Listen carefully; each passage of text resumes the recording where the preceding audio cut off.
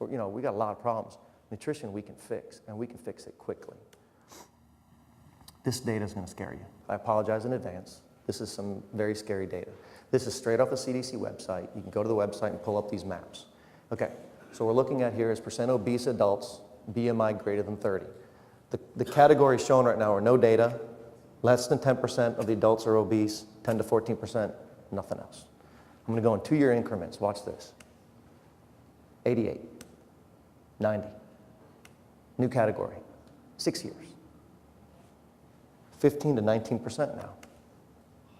94, 96, new category.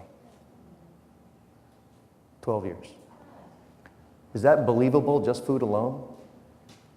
It's hard to imagine, to me, that eating that bad can do this that quickly. I don't think it's just food. I think food is a big problem, but I think there's other things going on that are messing us up, and it comes back to the genes again.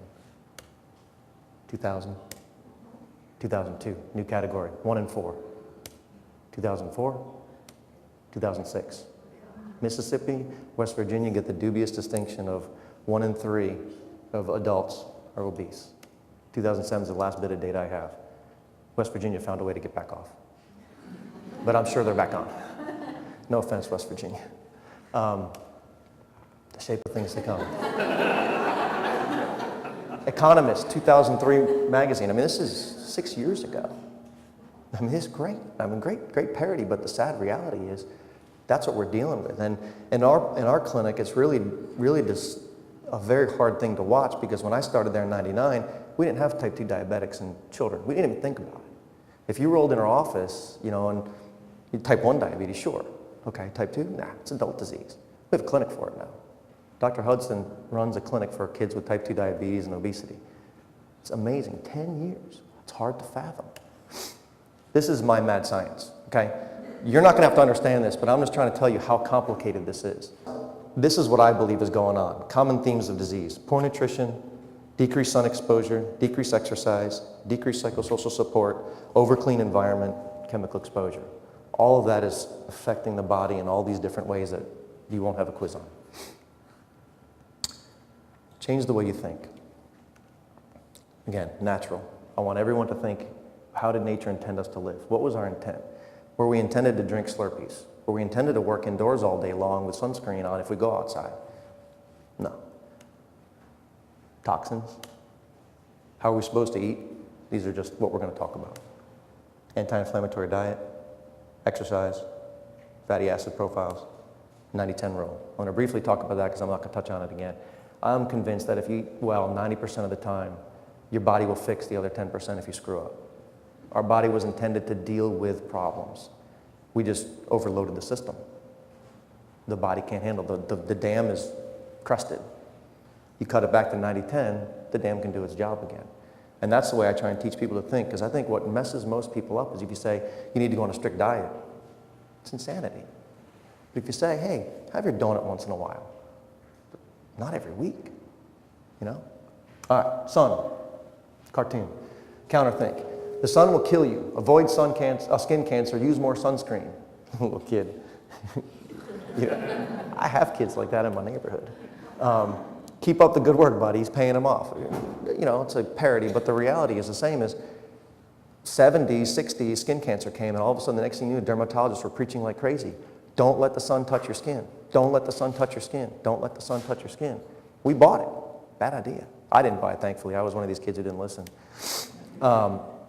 Schlitz. Look at this one. This is great. They knew back a long time ago. Sun was important, and if you didn't have the sun, drink beer. It has vitamin D in it. Sources of vitamin D. Fish, chicken. You got from the eggs, and you got the cow over there with the milk, but primarily it's the sun.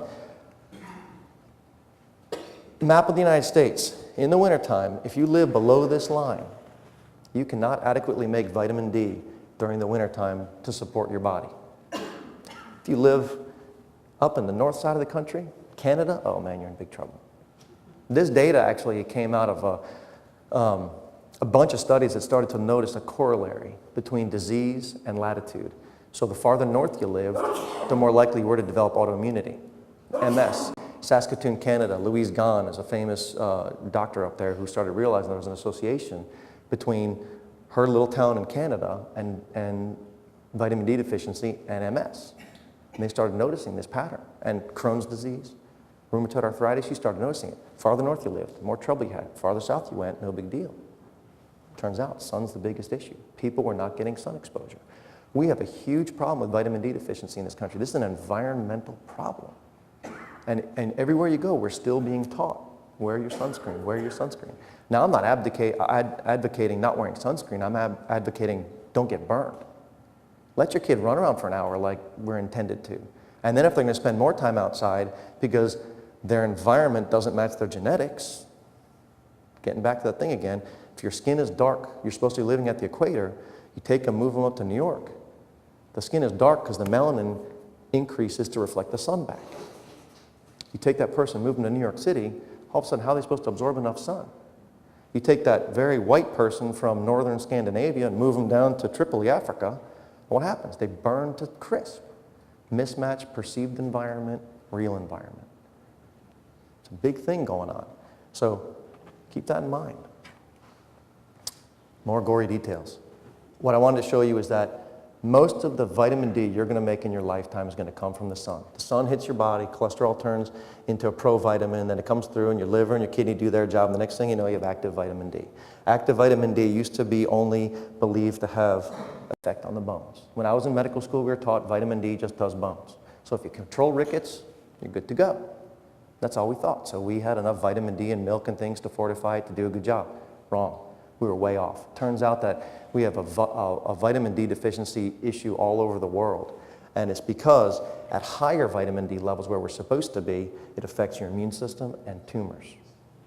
Leading cause right now believed to be of disease onset, vitamin D deficiency. Cancer, autoimmunity, huge, huge problem. I encourage everyone in this room to get your vitamin D level checked. It's never too late. It's a big issue. Environmental mess up. Pediatric News, May 2009. Low vitamin D in teens tied to hypertension.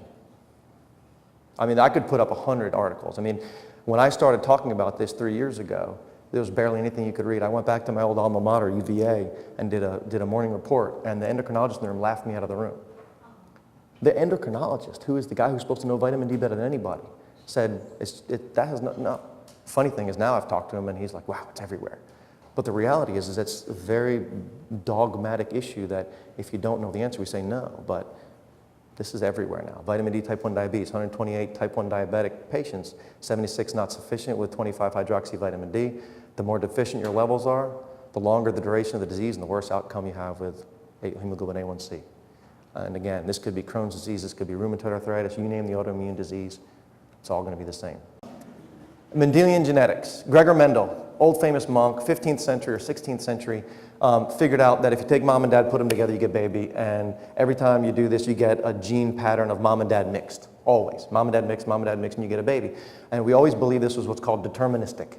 Deterministic means if mom and dad get together and you get a child, that's what you get. That's your book of life. That's what you're going to be. If mom had bad cholesterol and you're one of those kids, you got bad cholesterol, you can't change it. Wrong.